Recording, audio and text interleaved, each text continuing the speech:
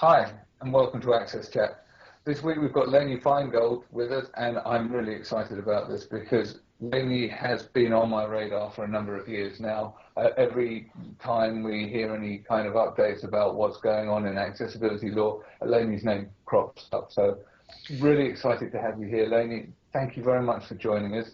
I really want to talk to you about a bit of background as to how you first off started, what you're doing now with the structured negotiation way of dealing with cases, etc. So first off, if you could tell us a bit about how you came to work in the disability rights arena. Sure. And first, let me just say thank all of you and your big audience for including me in AXSchat. I love the service. I love what you guys are doing. So I'm glad to be a part of it. So I've been doing this work with the blind community for 20 years. And it started, I was working at the Disability Rights Education and Defense Fund in Berkeley. And I got a call from someone who was a lawyer that I knew, and he had gotten a call from his friend, Steve Mendelson. And Steve Mendelson is a blind lawyer in the United States. And it was 1994, and Steve was frustrated because he couldn't use a single ATM, automated teller machine, automated banking machine, as some countries call it. There weren't any that were accessible anywhere in the world. And so Steve asked his friend, and his friend asked me, would you like to see if the new ADA could do something about not having accessible ATMs? And that's really how it started. And there was a great group of advocates that got together, and other lawyers, Linda Dardarian, who I still work with today, and her partner, Barry Goldstein. And we sat down and we said, should we sue the banks about this? Or maybe we should try talking to them. Maybe that would work. And we wrote 3 letters in 1995 to Bank America and Wells Fargo and Citibank. And we said, there's a problem here. Your ATMs aren't accessible to blind people. We could sue you about this, but, rather than do that, would you like to sit down and talk about it? And honestly, much to our surprise and shock, they all said, yes, let's sit down and talk about it. So that was the beginning of structured negotiation, which is a dispute resolution method that we use without filing lawsuits to resolve claims of people with disabilities, blind people. Actually, it's a process that I think could work in a lot of different legal fields, not just disability rights. And sure. That's how it started. Okay. So I'm really interested because as a European, we have this view of America as super litigious. And that's why we have all of these things saying caution may contain hot liquids on our cups of coffee and stuff like this. And yet what you've done runs completely counter to that. And I think it's really interesting that you took the sort of partnership approach to the problem solving. And I'm interested to find out how successful that's been and whether or not your approach is unique or there are other people within the field that are doing this. Well, first I need to say that, litigation gets a bad rap in the United States and obviously around the world. But lawsuits have been really critical in establishing disability rights in the United States in all sorts of fields, including the accessibility fields. There's many lawyers who do lawsuits on issues of web accessibility. Those are important lawsuits. There's been a lot accomplished. So I see structured negotiations as a tool that's really a successful tool. And every group of clients and lawyers have to sit down at the beginning of their relationship and say, how do we want to approach this? My approach is structured negotiation. It's been really effective. We started, as I said, with the ATMs. And as we were finalizing the agreements with the banks, because we did develop talking ATMs during those negotiations, there weren't any, like I said. And since this is an international Twitter chat, people should know that the first talking ATMs were built by a Canadian firm called T-Base, and Charlie Ayotte, who is the founder of that, and her partner, and they actually one-off built first talking ATMs for Royal Bank of Canada in 1999, based on advocacy in that country, and they came down and built the first one in the United States, and that helped us convince the big banks that they need to build it too. And so as we were wrapping that up in the late 90s, all of a sudden online banking was becoming something of importance uh, to people. When we first started with ATMs, no one was using online banking. And so Bank of America was the first bank in the country to agree that they would make their online banking platform accessible to people with disabilities. They used the Web Content Accessibility Guidelines 1.0, like within 6 months after it was adopted by the Web Accessibility Initiative. So structured negotiations since then has been a very successful method for getting big companies to realize the importance of digital accessibility, and lawsuits have done the same in different arenas, but I like doing things this way. Yeah. Okay. So you kind of answered my next question, which was around case law. We'll maybe come back to it, but obviously, if you have a structured negotiation, you don't have the associated case law and precedent with it. And I don't know quite how the US law works, whether case law is so important as it is in Europe and particularly in the UK. But you said, there's still plenty of other people going out there, and there is a case for lawsuits. And I have noticed that Deborah and Antonio have got questions, so I won't hog the limelight too long. So I don't. Do you want to address that before I ask my question, Lainey, or were you just making? Well, just real quick on precedent. Precedent is important. Case law precedent, and that's how the American judicial system works. Most cases do settle, and even if you file the lawsuit and you settle it, that settlement is not the same kind of precedent as if a judge said something. So I am very glad it helps my work that there's another tool that lawyers use, which are lawsuits, to get precedent.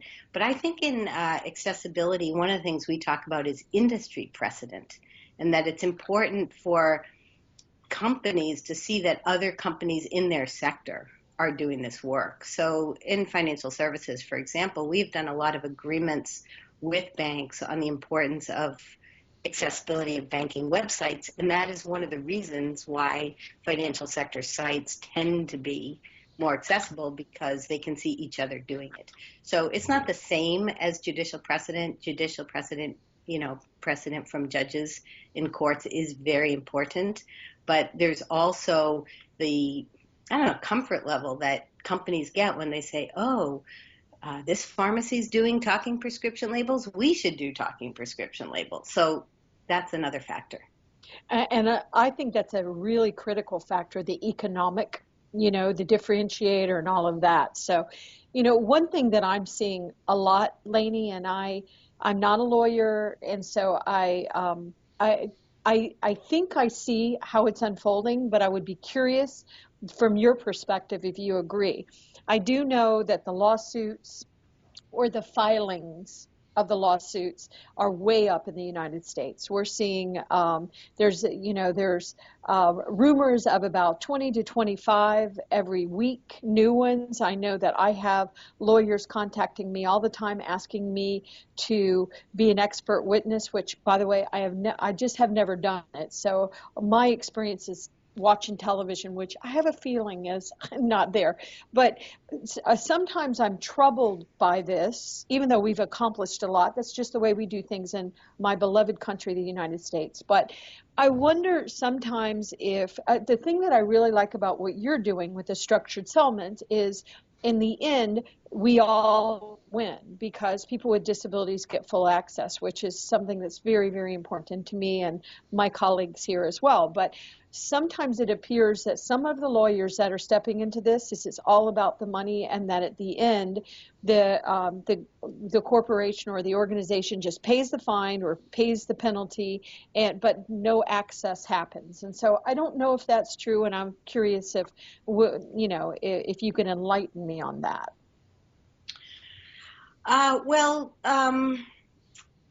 In every field, there are people who do things differently. And we are very lucky in the digital accessibility field that the lawyers who practice in that area have I don't know what the word to use is, but they may have different approaches and tools like structured negotiations. Lawsuits have been very important in achieving access. The U.S. Department of Justice and the U.S. Department of Education have done really important work in the United States getting private institutions, public institutions, higher ed institutions to do accessibility in a deep way. So when we talk about doing accessibility, both in my structured negotiation agreements that I do with Linda Dardarian, and the NFB does a lot of lawsuits. Linda and I represent the American Council of the Blind in a lot of negotiations. And the Department of Justice and the Department of Ed, we're going deep into accessibility. So it's not just make your website accessible, goodbye, but it's, do you have a web accessibility coordinator? Do you have a time frame? Do you have a testing mechanism? Because what's really important, whether companies are using lawyers or not, or whatever their motivation, is to really bake in accessibility at a deep level. It's not, you can't just pay, $10,000, get rid of a lawyer, and then you're done. You have to really bake it in. So, if there are lawyers doing it in a different way, that's too bad. I think it hurts us all, but it's not something I pay much attention to. I don't count them. I kind of a nose to the grindstone kind of person. I do the work in this way, and the vast, vast, vast majority of lawyers doing it do it in a respectful way. We're glad you're here to lead the charge, Lainey. Set the bar high for everyone. Yeah, I don't want to say leading the charge. I mean, one of the reasons I'm associated with what goes on in the United States is because I do feel a responsibility to communicate from the legal space to the broader disability community who aren't lawyers, to the accessibility space, to the developers, because everybody needs to know what's going on. Sometimes I think people think I'm doing all the things I'm reporting on. I just want to say I'm not. But I do think it's important for people to know about the law because it is a motivator. And if some people might be misusing it, that isn't so much what matters. What matters is that people do have a right to use laws. And what I don't like about lawyers who might be misusing how they do the cases is it makes people feel, oh, the law isn't good, or, every person who wants to enforce their rights is out for some wrong reason. And that's not true. I mean, we have civil rights laws in the country. We're very, very lucky that we have enforcement tools to make them work. Antonio? Yeah, your career started by with that question on how you could help to implement accessible ATMs. The ATM system was one of the biggest changes in the 20th century in the way how the bank relates with their consumers and customers. Today, we are facing another challenge around mobile and mobility. So, do you think that they have learned what they have learned from the ATMs that they can implement today in the way how people use banks on their mobiles? Well, I want to say I hope so. I am an optimistic person. I believe to do this work, we kind of probably you three are optimistic too. Otherwise, you could get kind of depressed at how much is left to do. I do think some companies have learned better than others. I think that there's so many people doing the work from so many different directions. I mean, I'm doing it from the legal space, but I think the state of app accessibility is better with large institutions. But take Australia right now. They have a big problem with the point of sale systems that the bank actually named Albert that is not accessible. And advocates in Australia are really working to get that changed. The Digital Gap Initiative is really working hard because we have tablets now and chip and pin cards, and there's always going to be something new, which is why it's so important, as I said, to bake in the accessibility, because no one wants to, first of all, keep getting lawsuits or even friendly, gentle letters from me in structured negotiation. Accessibility shouldn't be something that comes from the outside, from lawyers pushing it. I often say I would like to be out of this business and not needed. But yeah, banking is so crucial, and we started with that because financial privacy issues and the importance of keeping your financial information private. Same thing's happening in the healthcare sector. There's health information digital now everywhere, not just mobile apps and websites, but actual devices, medical devices, that if people can't have confidential access to the information, it's information about their very own health and their very own body. So disabled people really need that access, and healthcare is the next horizon, along with finance, in terms of private information. The type of people that you have to deal with that represent the companies, are we talking about the chief information officers?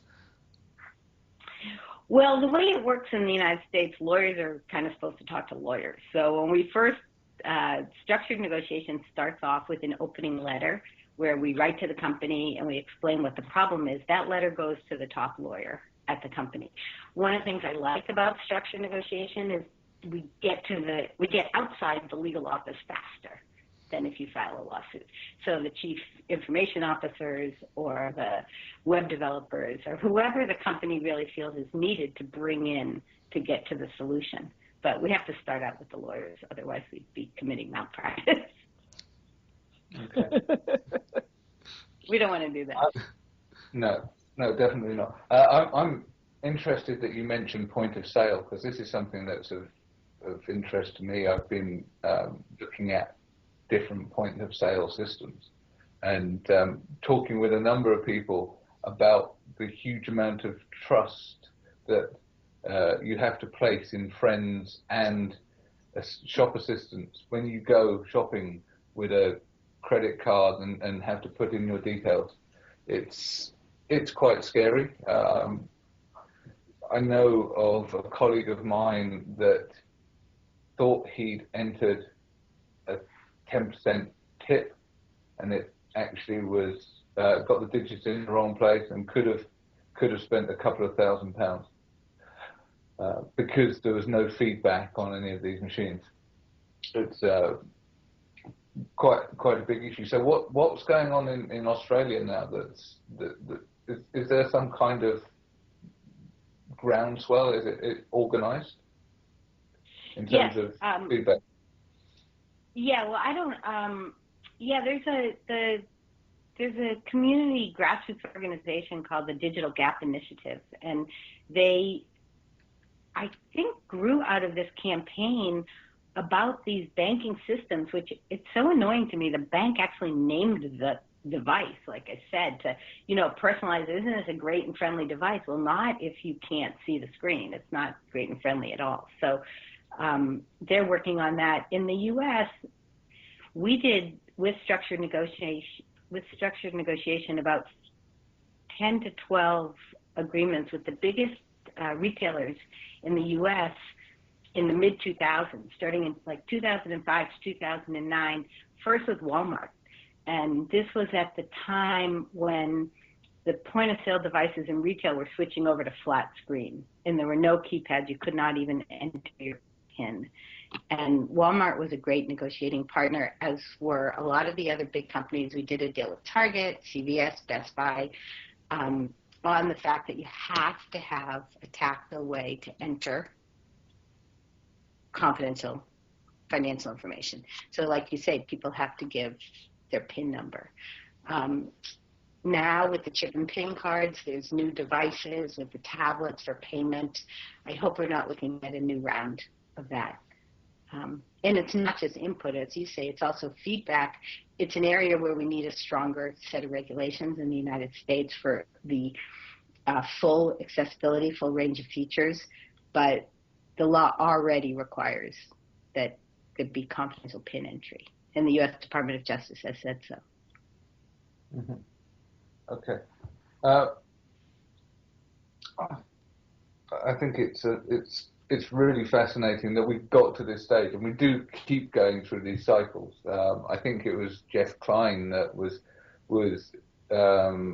showing the adoption of technology and the hockey stick of that, and then behind that you have enterprise technology, somewhat slower, somewhat lower, and then behind that you've got accessibility in terms of adoption, and yet people with accessibility needs are usually early adopters. So whilst we as people with disabilities may want to embrace new technologies early, it's quite often the case that in that development cycle, in that new technology adoption cycle, we get left behind. So I think working with big businesses is really important. Hopefully they have some kind of collective memory about this, and that we can embed it, as you say, like you have done through structured negotiations, into company culture and process, because the products are always changing. Yes, and the other thing is that when you work with large companies like we do, they rely on vendors. And I think one of my happiest moments was I was at CSUN one day and someone raised their hand and said, well, I work for a small company, but we have to do everything accessible because we sell to Bank of America and they insist on it. And that's what we really need. We need it to be a business-to-business thing where businesses say, if we're going to buy your product or your service, if we're going to put something on our website that you're selling us, it has to be accessible or we're not going to buy it from you. And that's a very big motivator as well. Yeah. Antonio, you're on mute. One of the reasons why I was mentioning the CIO is it refers to what we have been talking so far. So we are talking about the challenges that they are facing now in Australia, and I'm sure some of those companies that are now facing that already solved some issues before. So in relation with accessibility, so are the organizations learning internally how they build? I'm sure some of these companies, they may have CIOs over time, and a person leaves and another person comes. Are any type of knowledge being staying in the organization that they can say, okay, there's something new coming, new technology, we need to make this accessible. We have a track record of building accessible technology. How can this continue as being part of our own brand and our own motives? Yeah, that is so important. I mean, that's one of the reasons that I really encourage companies, and it's part of our settlement agreements and also part of Department of Justice agreements and agreements reached by other lawyers, to have an accessibility page on the website that's easily findable, that has a contact information that will go to somebody who understands what accessibility is, to make it public. One of the problems with getting lawyers involved is lawyers are risk averse. And so sometimes these companies will talk to their lawyers and their lawyers will be like, oh, don't say anything public. We're not perfect. We'll attract people filing lawsuits. I completely disagree with that approach. I think companies should be out there about what they're doing, about what is left to do, about how they're going to get from what they've done to what they will do. And the more it's public, even if you have turnover internally, like you're saying, is just one other factor of getting it to be part of the culture of the company. So that's one piece. The accessibility information pages that I'm a big believer in. Press releases, we always try to do press releases with our companies. Not to say we settled the case. As a matter of fact, we usually don't mention lawyers or even structured negotiation, but just to give the company credit so they can take ownership and feel proud of it. And, one of the things I like best is when I see companies take up the banner beyond what they're required to do in the agreement. Like we did a deal with Major League Baseball. They were a wonderful accessibility partner, and they are now real leaders in digital accessibility. They offer their services to other entities who need the skill sets. So there's a real chance for corporate pride in doing right and not thinking of it as a legal issue and a compliance issue. Deborah, I know you've got another question.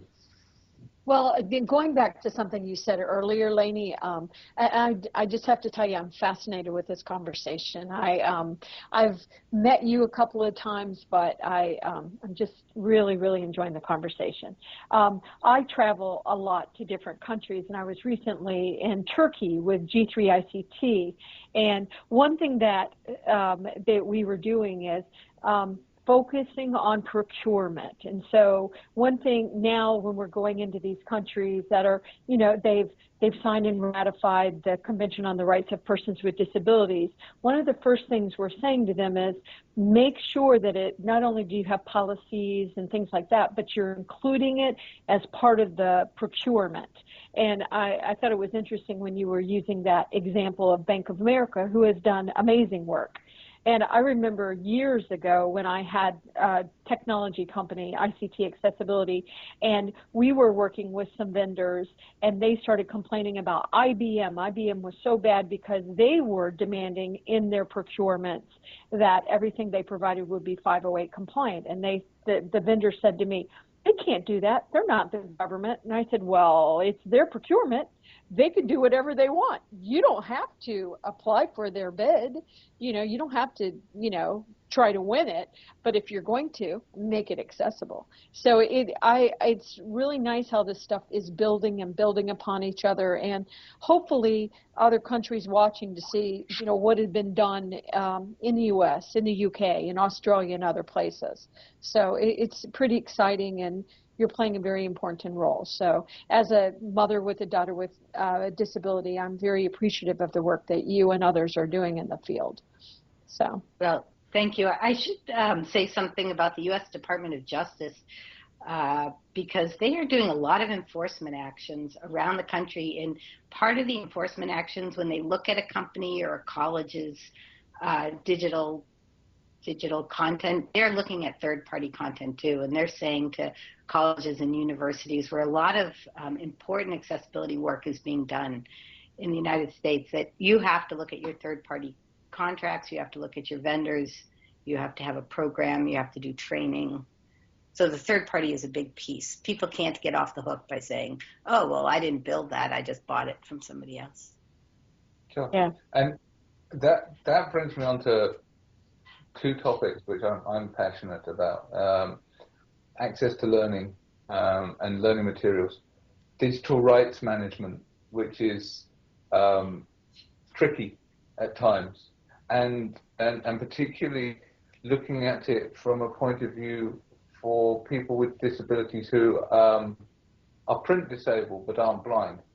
Because one of the things that I constantly come across is that when I request an accessible format for a book or a topic that would normally be DRM protected, I get a flat text file. That's great if I'm a Jaws user. I'm not.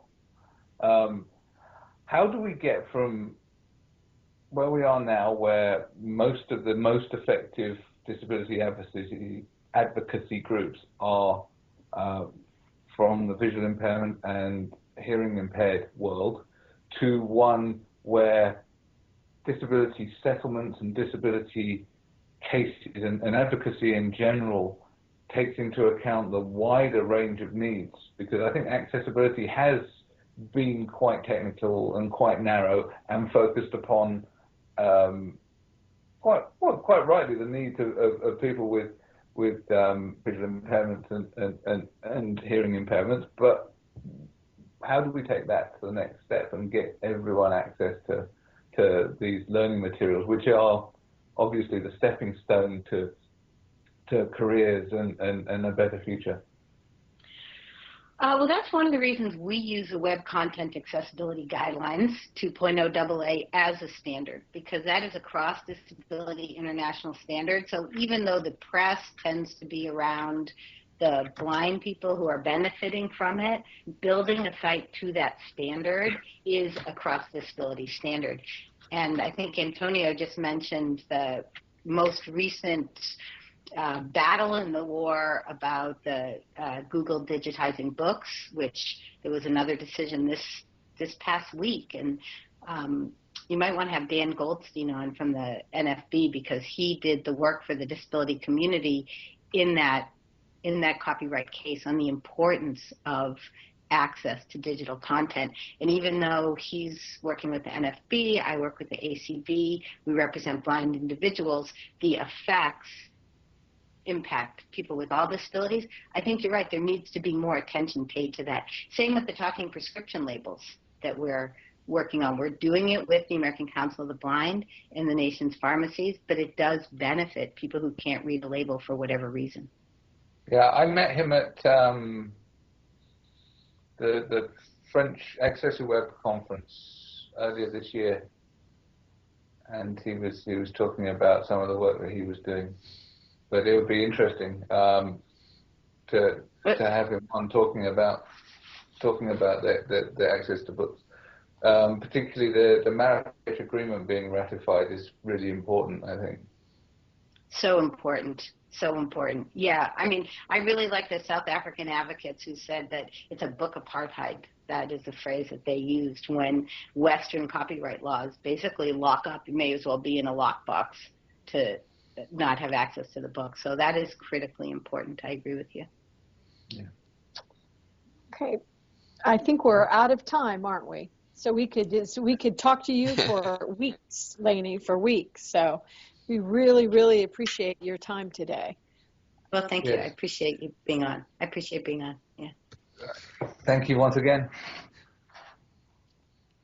Thank you.